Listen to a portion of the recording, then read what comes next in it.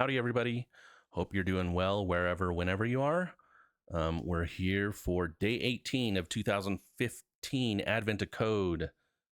Again, if you're watching these, or maybe it's your first time, regardless, I'm just trying to get back into the programming. In fact, today I'm going to try using the Vim with the terminal. I've been spent a lot of time in VS Code because my work likes me to use AI. So that's been anyway.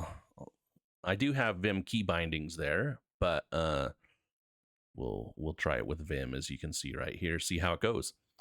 Um, so anyway, by way of like thanks, I really enjoy all your comments, and when you have ideas of how you've solved it or solved it differently, I have been, I try and comment and respond in line, but I have been thinking, like, after we've done the 25 days for the 2015, maybe I'll go through all of the changes that I saw and all the comments in a video just to kind of give you an idea, because there were some really good ideas of how to do things better and easier that like make more sense. And I'm learning too, just like everyone else, and so it it's good to like understand easier ways, maybe more readable ways or more understandable ways to do that, especially if you're into puzzle solving, because understanding algorithms or the libraries that you're using. So we're doing it in Rust, but if you were in C, you'd want to know the standard template library, right, really well. Same thing with Java, right? And so understanding what you have available to you, I think, is cool and important. So anyway, with that, I say let's just get into day 18. So this one is like a GIF, but for your yard. I said that, and it just occurred to me: is it people may have comments about whether it's GIF or GIF? Anyway, I've always said it GIF, but it was before anyone said it out loud. Just reading it. Do you ever have that problem when you've like read a book and then you assume someone's name is said the other way and you hear it some different way? You never know. So anyway, here we go. After the million lights incident, oh, this was the previous day where you had a bunch of lights that Santa showed you how to turn on. The fire code has gotten stricter. Now, at most, 10,000 lights are allowed. You arrange them in a 100 by 100 grid. Never one to let you down, Santa again mails you instructions on the ideal lighting configuration. With so few lights, he says you'll have to resort to animation. Okay. Start by setting your lights to the included initial configuration, your puzzle input. A hash means on, and a dot means off. Then animate your grid into steps, where each step decides the next configuration based on the current one. Each light's next state, either on or off, depends on the current state of the current states of the 8 lights adjacent to it, including diagonals. Lights on the edge of the grid might have fewer than 8 neighbors. The missing ones always count as off. Okay. I think we've seen this before, but we'll keep reading. For example, in a simplified 6x6 grid, the light marked A has the neighbors numbered 1 through 8. So here's A, and you have 1 through 8 around it. And the light marked B which only has an edge, which is on an edge, only has the neighbors marked 1 through 5. The state of the light should have next. The state A light should have next is based on its current state, or on or off, plus the number of neighbors that are on.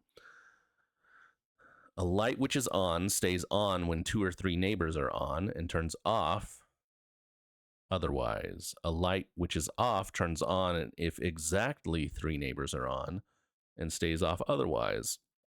All of the lights update simultaneously. They all consider the same current state before moving to the next. Here's a few steps from an example configuration of another 6x6 grid. So here's the initial state. So like this one, for example, has 1, 2, And so presumably it would, what does it say? Turn off. 1, 2, 3.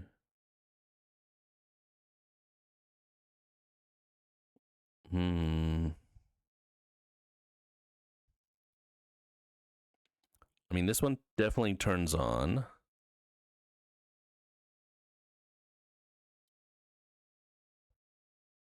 A light which is on, it stays on when 2 or 3 neighbors are on and turns off otherwise. Okay, I was misreading that. Anyway, here's the steps. After 4 steps, this example has 4 lights on in total.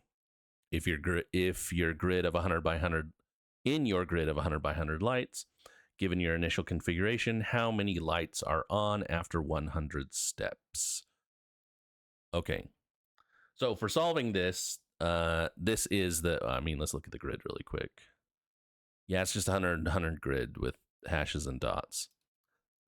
I mean, this is Conway's Game of Life, right?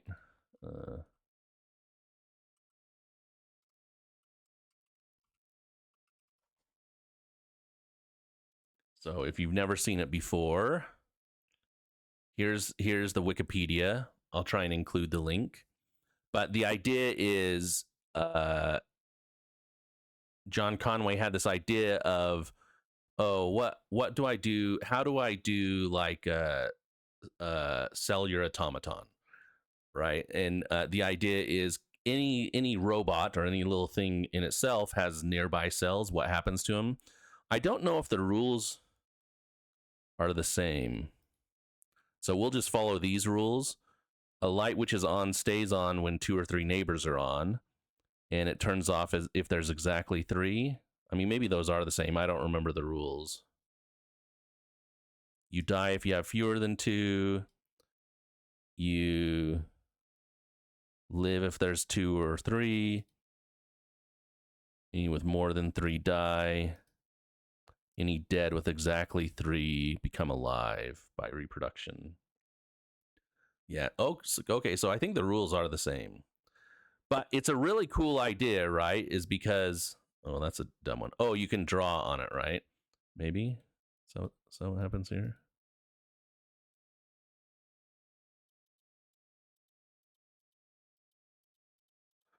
This is kind of cool. I've never done this before.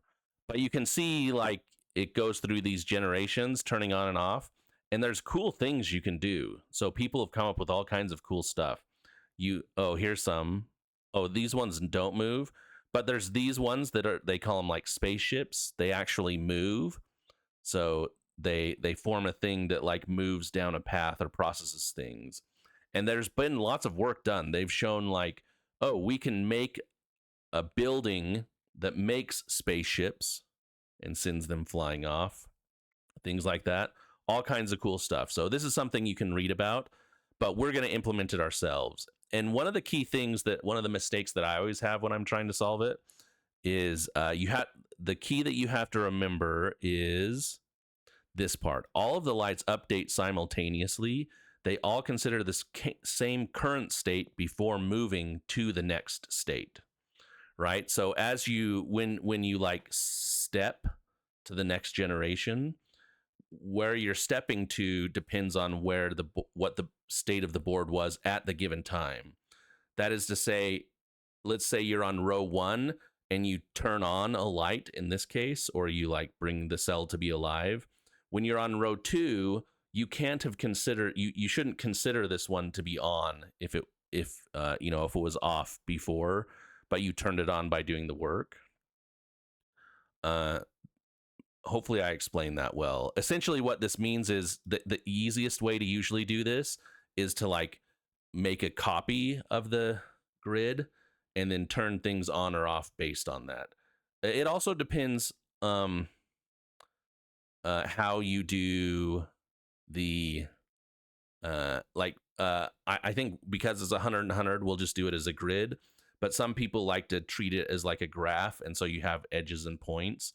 Like usually what you do is you say, okay, well, if that's the case, I'm literally just going to make a new graph and fill things in as I go. So that's just something to keep in mind, is that part of the consultation you want to be able to, figure out what's happening in the current state, but not update that current state, because then you'll mess it up. So anyway, let's start coding, see if we can't figure it out here. So we've got this huge input file that looks like this. I mean, I think we can just treat it as dots and hashes, right? So we'll just read the whole thing in and treat it as dots and dashes. So we'll say like let grid equal input dot lines dot oops, and then we want to map this to, so for each line we want to do l dot cars dot collect, and I think we're just going to do a vec car like this.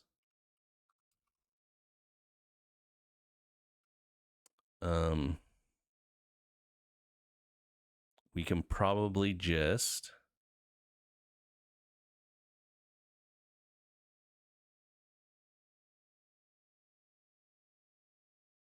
write a helper function that does the stepping and gives us a new one. So it will be something like, how many steps did we want to go? After 100 steps. So for blank in 100, we'd say like grid equals, so this is going to have to be a mute step grid, and then we can step through them. So we can say grid dot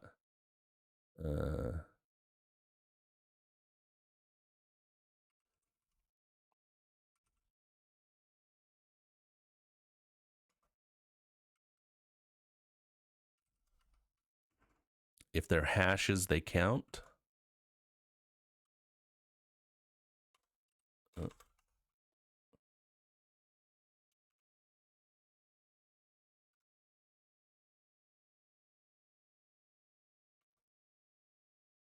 So if C equals a hash, so we're going to take the grid, iterate over it, flatten it, map hashes to true, dot filter dot count. Oh, we don't even need to map. We can just call filter.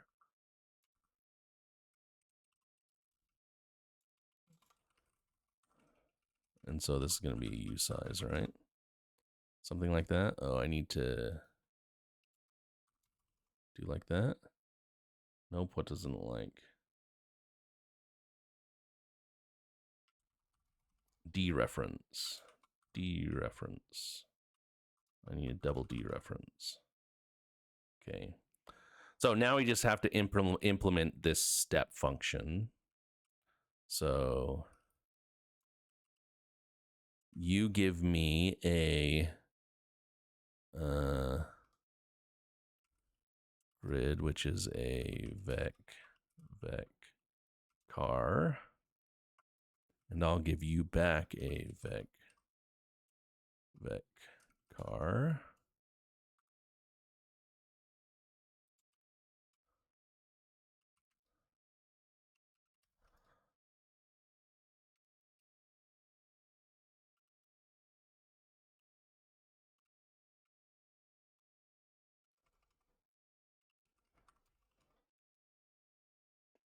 Okay, so now we just want to iterate through each point, right? So we're going to say like for y in 0 dot dot grid dot lane, and then for x in 0 dot dot. Ooh, I do need to know the y position.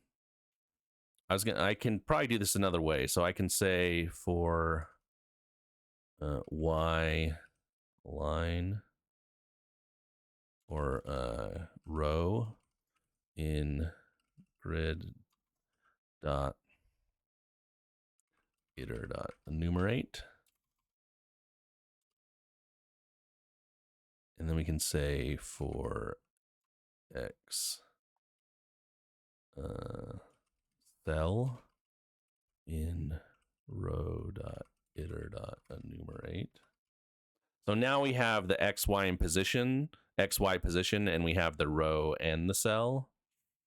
And we still have the grid.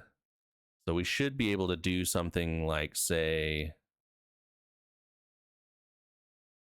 well, we want to get the neighbors of it, right? So we can say, let neighbors equal get neighbors of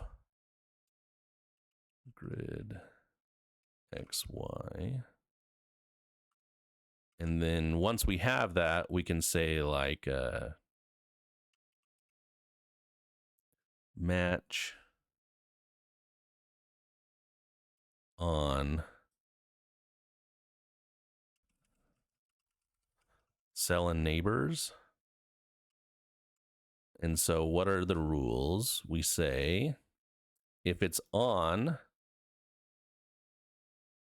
it stays on when there are 2 or 3 neighbors are on, when 2 or 3 neighbors are on.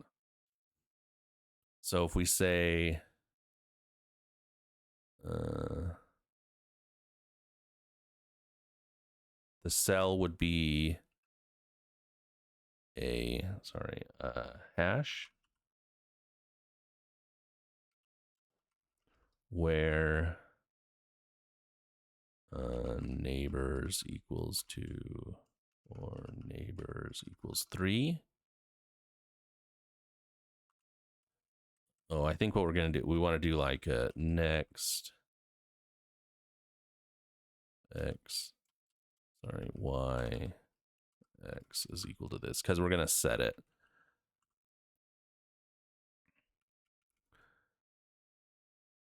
So for right here, we actually want to do next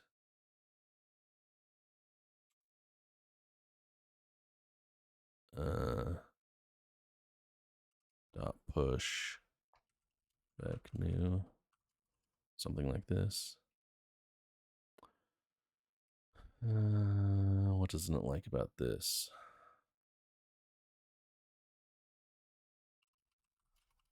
Oh, it's not where, it's if.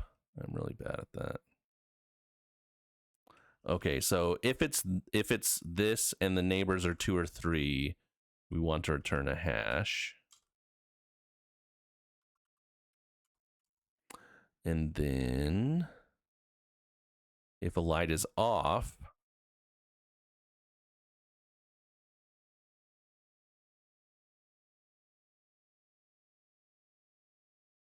a light switch is off, turns on if exactly 3 neighbors are on. So we'll say if it's that, if neighbors equals 3, we want to return a hash.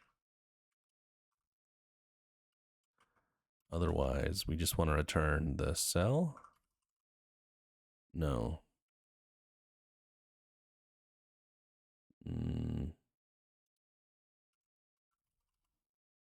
I don't think that's right. So we'll still have to fix this, but let's think about it really quick.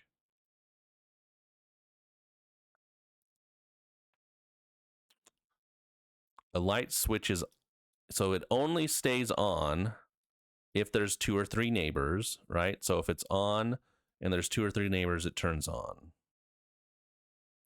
And then if it's off, it turns on if it has exactly 3 neighbors. In other cases, it's not cell, it's that it turns off, right? So that's the rule that we're looking for. Okay, so now we just have to implement this get neighbors function. So we'll call get neighbors. You give me grid of vec car and an x and a y, and I'll give you a u size.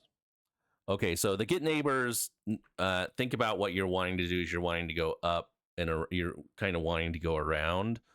And so you can use saturating sub to do that to make sure you never like go out of bounds.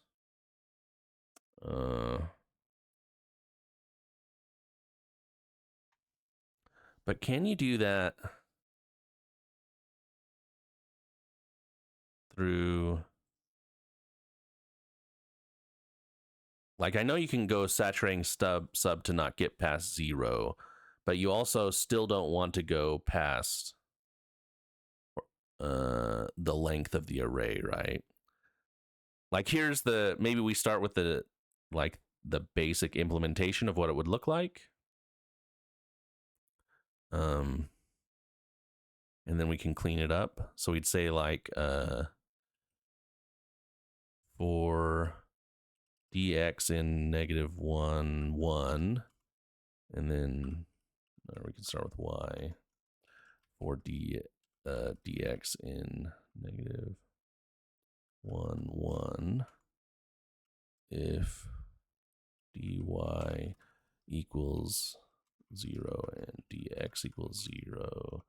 Continue. Otherwise, let's see, we had to have a count.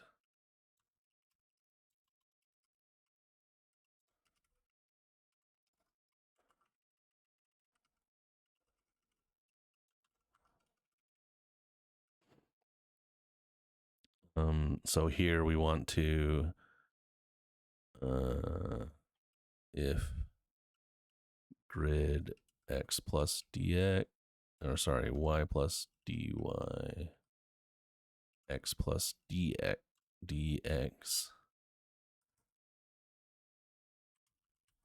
equals hash neighbors plus equals 1. So like that.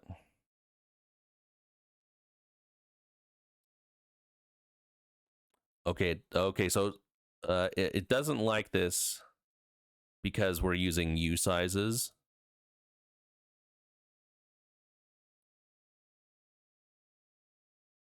And that's what I was talking about. So we can do a saturating sub. What doesn't like about this?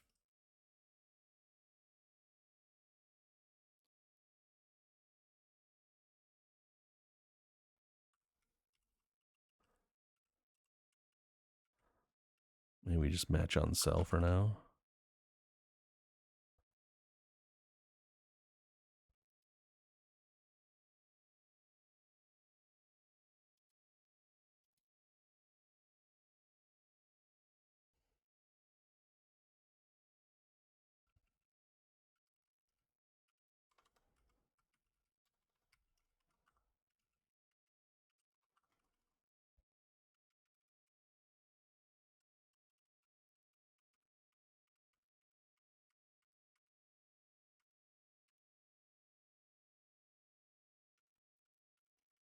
Oh, I don't have it mutable.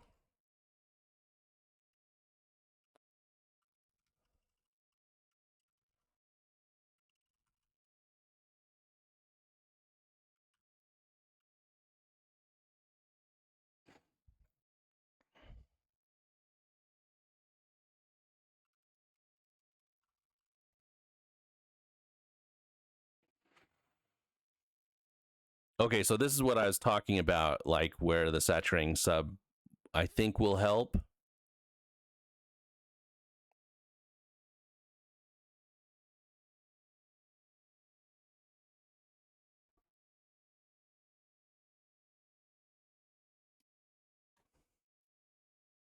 Because I think what we can actually do is, so right here, for example, we can say y dot saturating sub 1 to y dot y plus 1 dot min of grid dot lane like this. This is a really weird way to do it, but I think this will work. Like what I'm saying is, let's change this dy to be ny. So what I'm saying is go back 1 from y, but never go past 0, and then go forward 1 from y, but never go past the grid length -1. Something like this. And I think I want to do the same thing for x.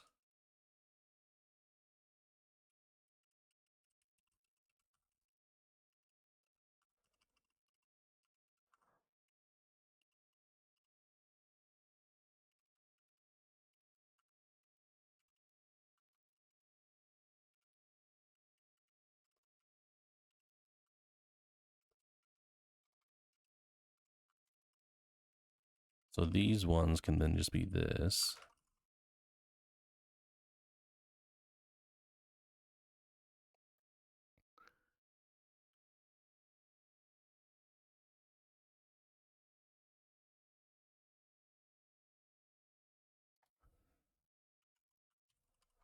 I think like this. I'm still getting 0 though, so something's still not working.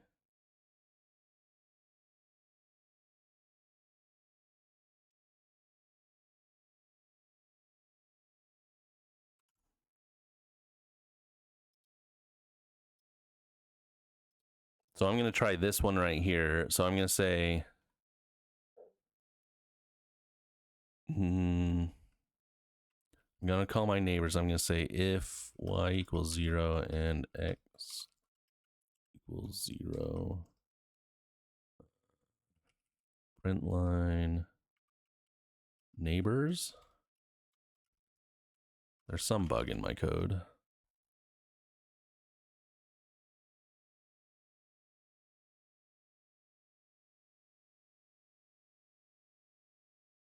Neighbors always returns 0.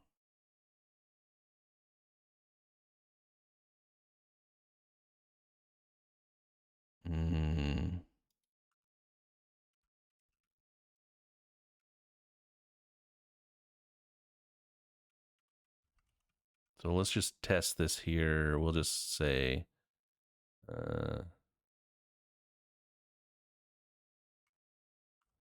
actually, what happens if I run it once without?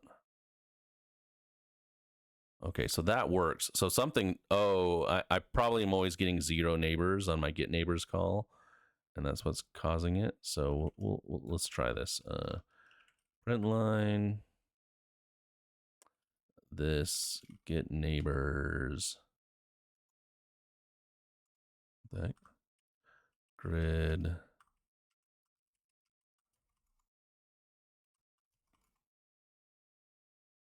See what happens there. So it returns 0. So this is not working.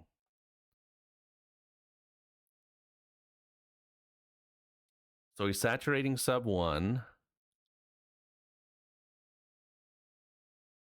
Oh, this needs to be +2.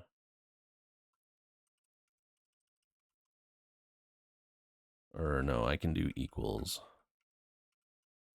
Probably would make more sense.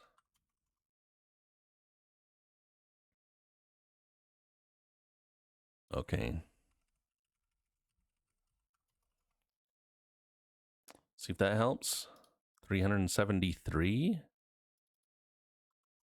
I'm not convinced that's the answer, but try it. That is not. It's too low.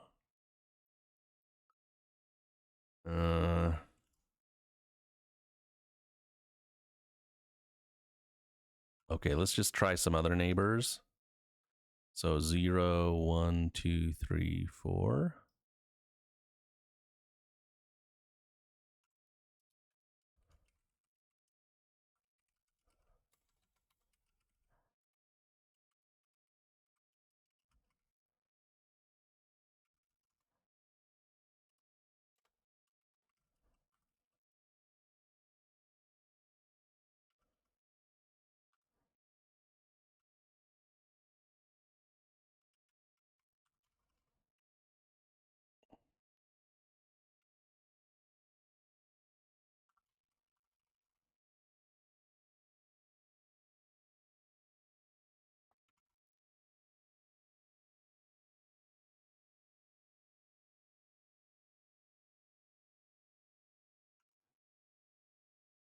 Why would it return 4?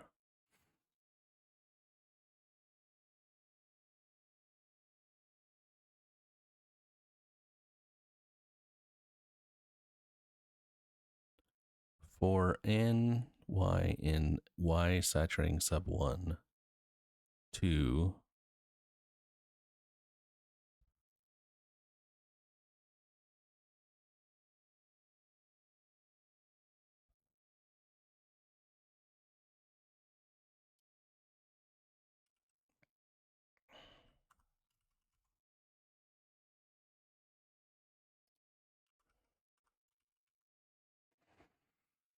hmm.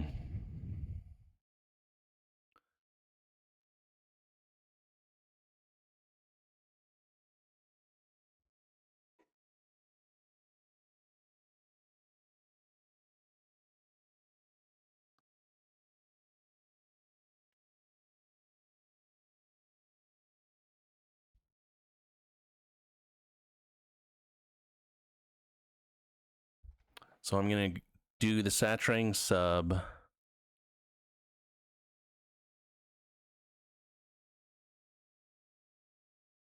of y. So it's 0. So this is going to be 0 because it won't sub anymore. 2, y plus 1, which is 1. The minimum of that grid lane minus 1. So this should be 1, right? I mean, I guess we can do it right here. We can do print line.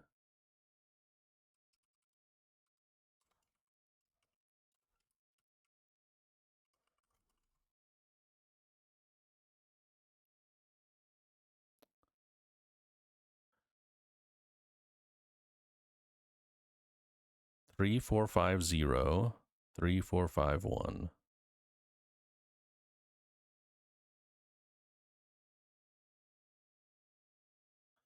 Oh, these are not 0 anymore.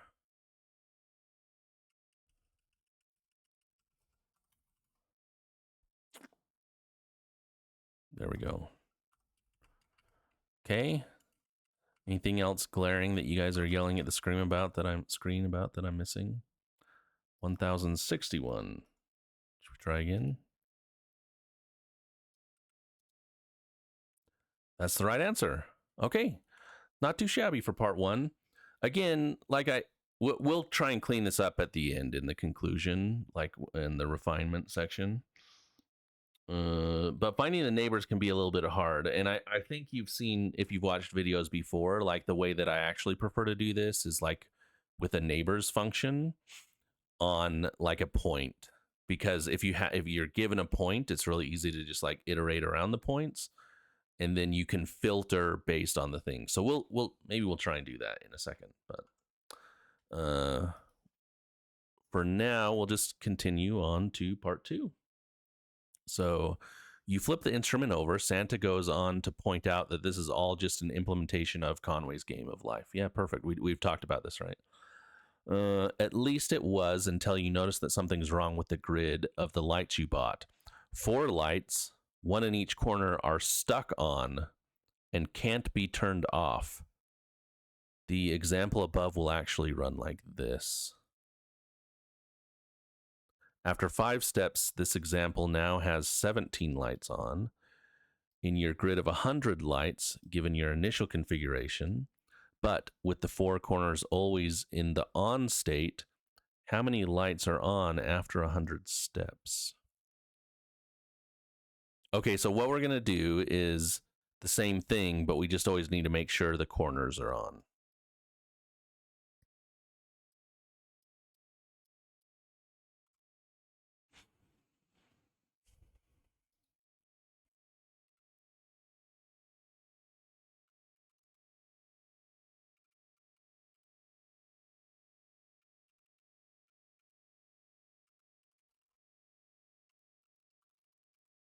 So if we did nothing, it would look like this. We get the same result.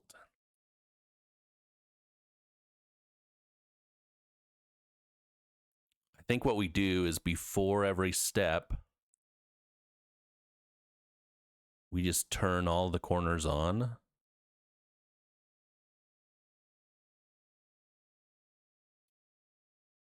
Like if we said const corners. Actually, we should do it like this.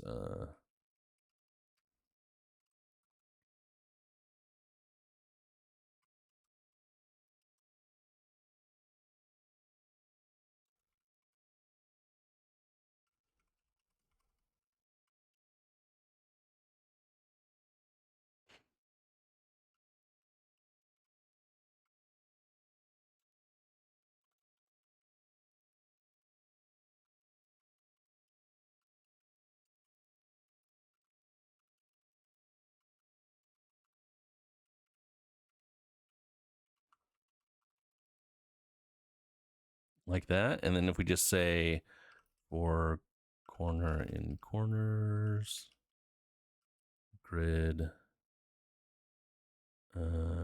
corner 1,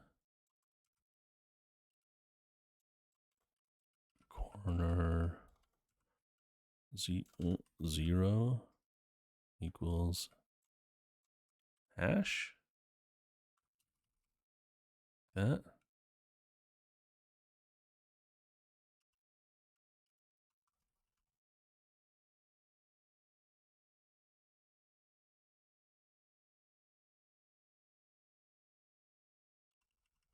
Oh, I have an equals right here, double equals. I think I need to do this one last time at the end, right? Just in case it's turned any of the corners off.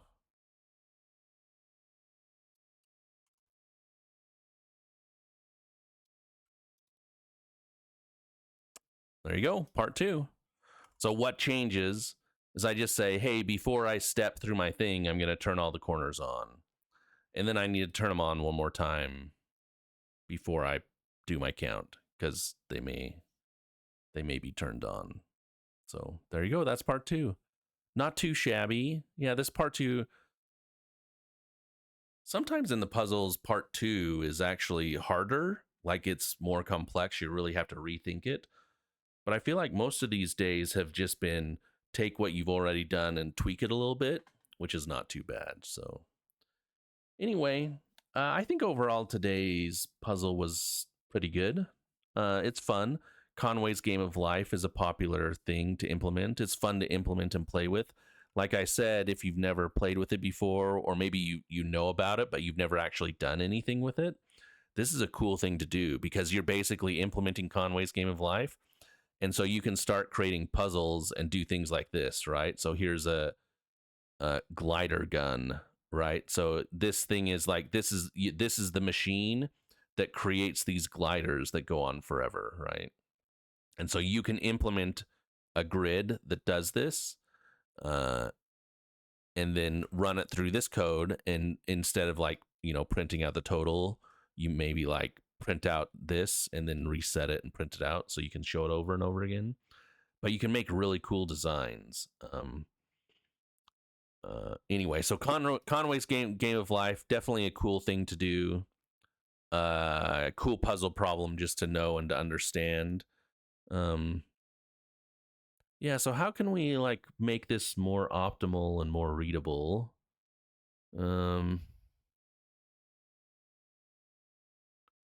I actually think this part of part 1 looks pretty easy, looks pretty clean to me.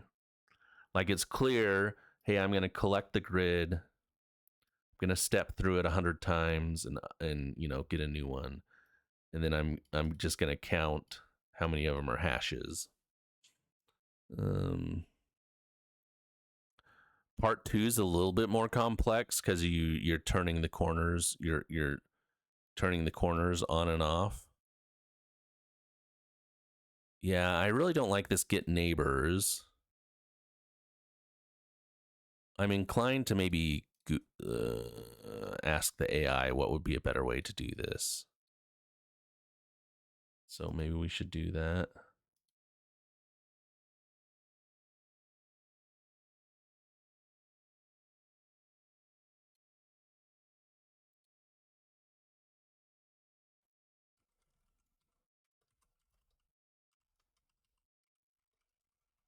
Sorry. Let's see. I can just pop that up and we'll ask Gemini.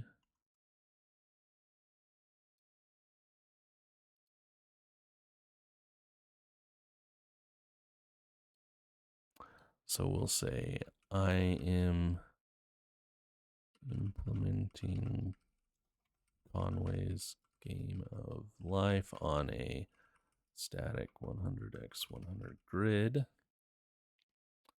I want to count the neighbors without underflowing or overflowing. I'm using Rust and was doing the following. Is there a cleaner way? And maybe you can give me your cleaner way in the comments. Oops. Nope. One of these days I'll get used to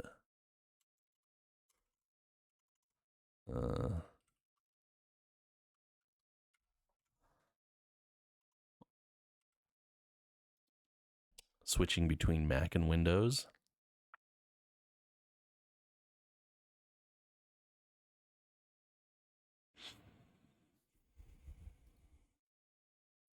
Like, my inclination is that you could I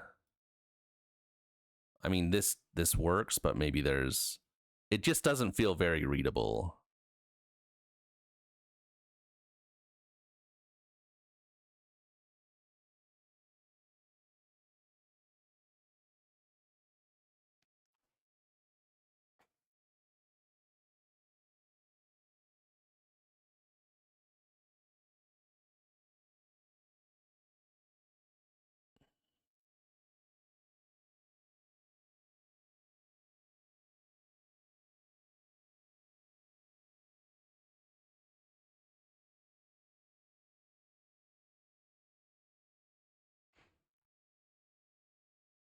So this way is like you're checking all of them. You're converting them to eye sizes. So this is like, I'm going to convert it to an eye size and then do a more approachable way. This is like how you do it in C, for example, right?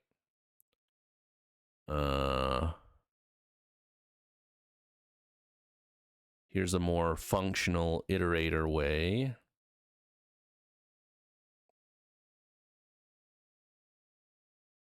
Ooh, I do like this one.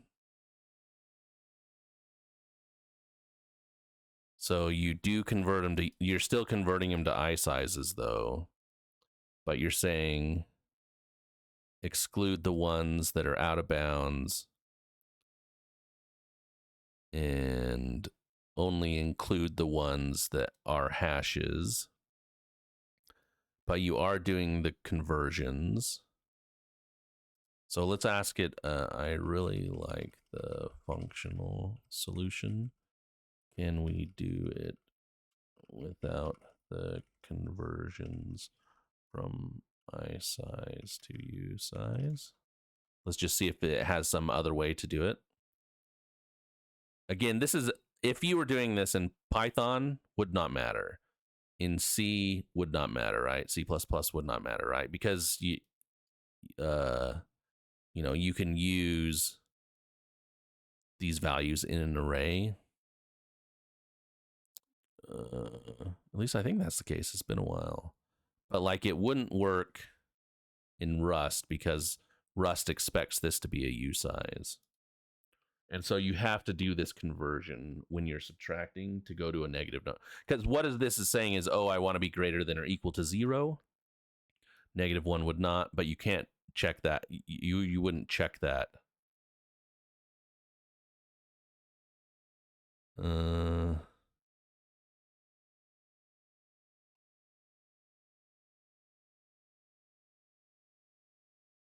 Let's see what this one does.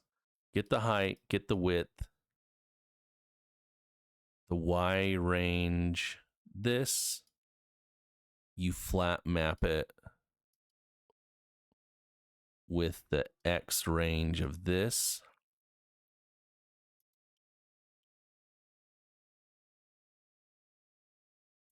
Filter count.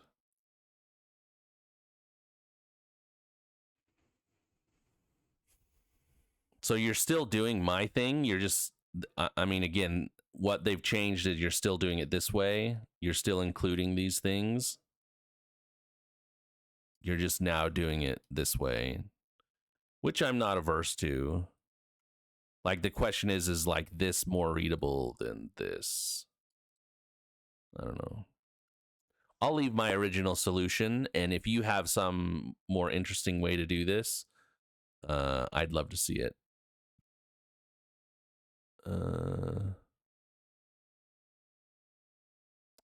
We could ask it like,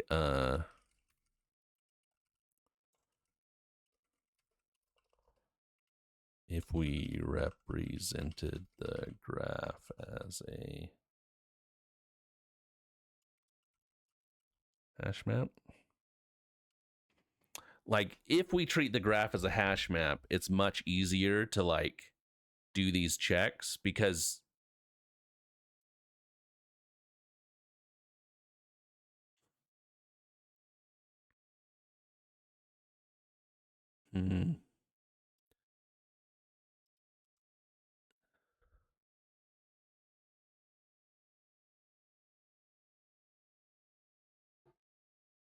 you're just asking if the grid contains it.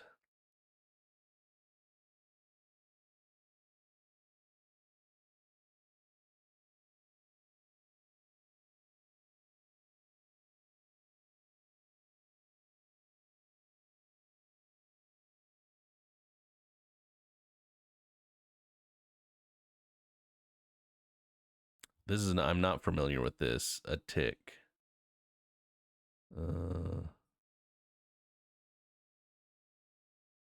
It looks like you're kind of figuring out which ones should change, and then you kind of do it all at once. I don't totally understand that.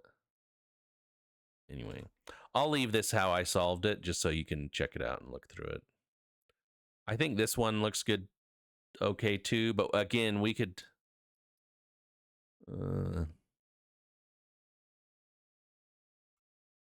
We could probably do something similar to this solution right here.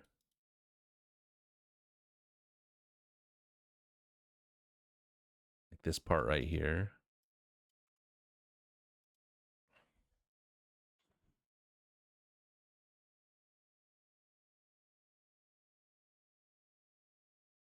To make it more functional.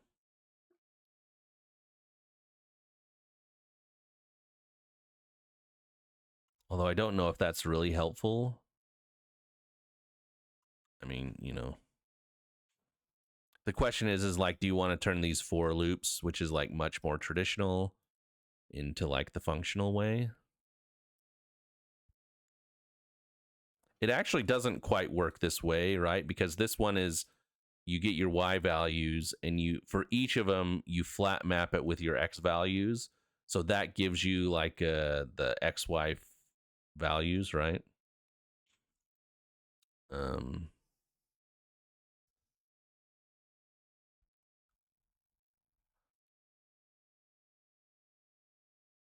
Yeah, I'm inclined to keep it how it is, I guess.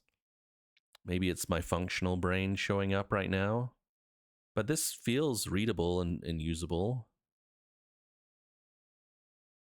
If you did it in a functional way, I'd love to see it. Like these ones feel good when you do it functional like this. Feels great.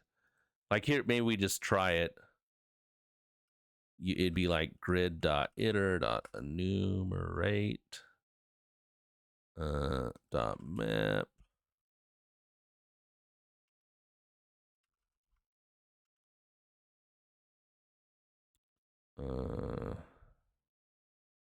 row.iter.enumerate map x. So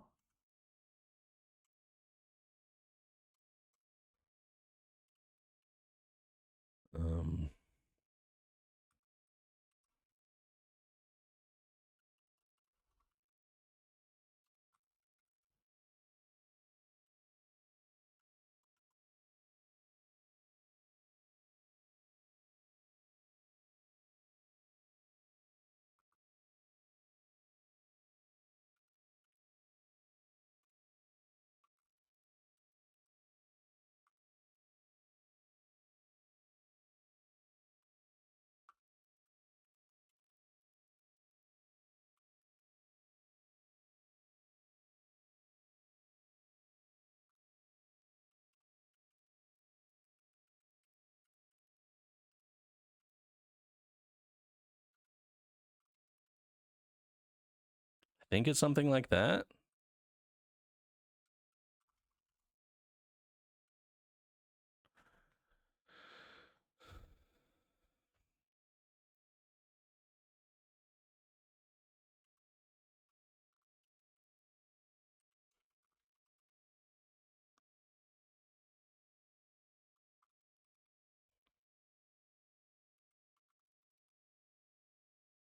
What does it like?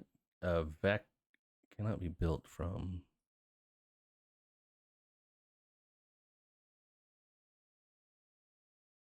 row iter enumerate map. Oh, I'm missing. Don't want to do that. There you go. 1061 and 1006. Yeah. Okay.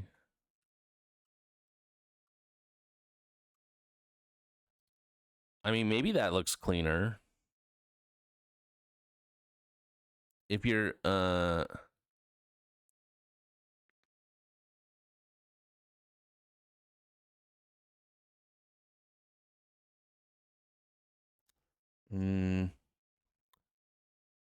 hold on one second.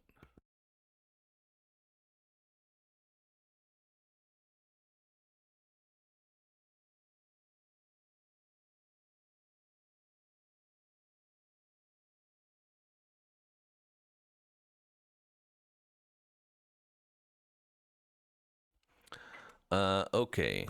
Let's see here. Yeah, so I do think this probably, maybe it does look cleaner.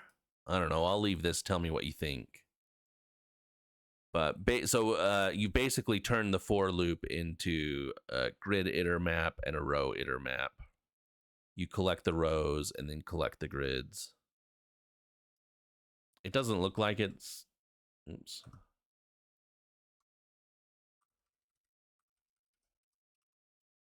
I mean, particularly faster. I think you're doing it essentially the same thing. And so that's to say, like, maybe you can compare and contrast. But if you look at this step, this get neighbor is, you could turn this into a similar thing to this, right?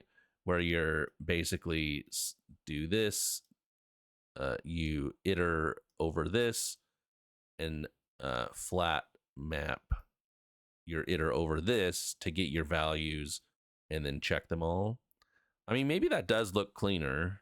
I'm willing to try it. So you could do this.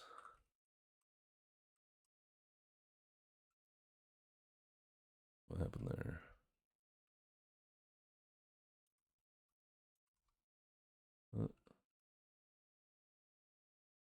This.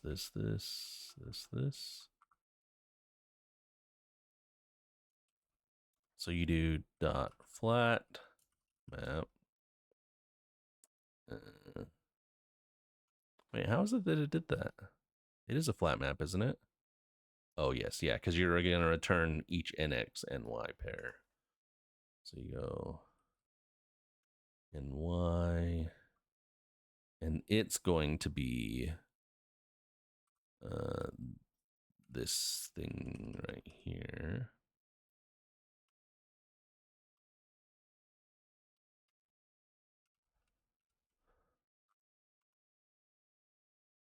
Mm-hmm.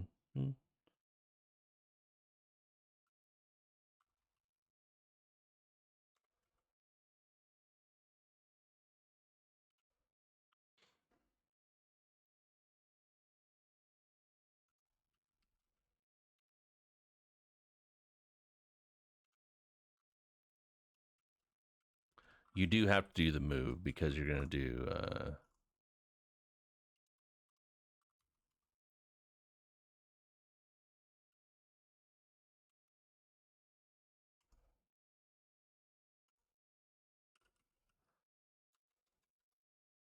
yeah, we want to filter on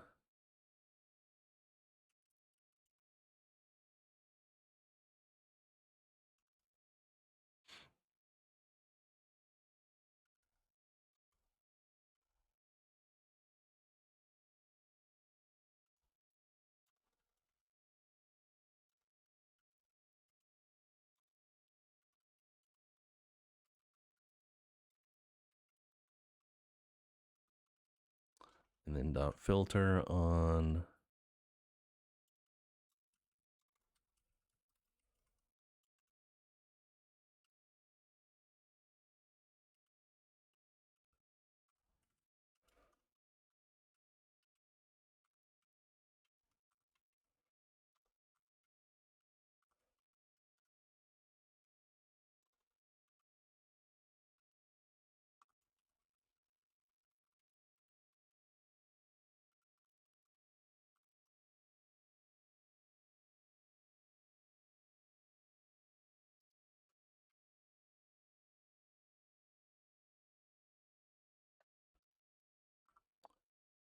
something's wrong with my NVim and it's not formatting.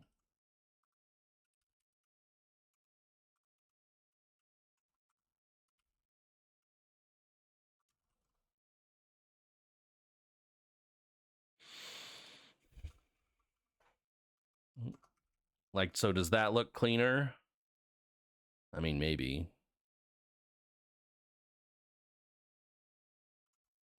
It's like based on this right here.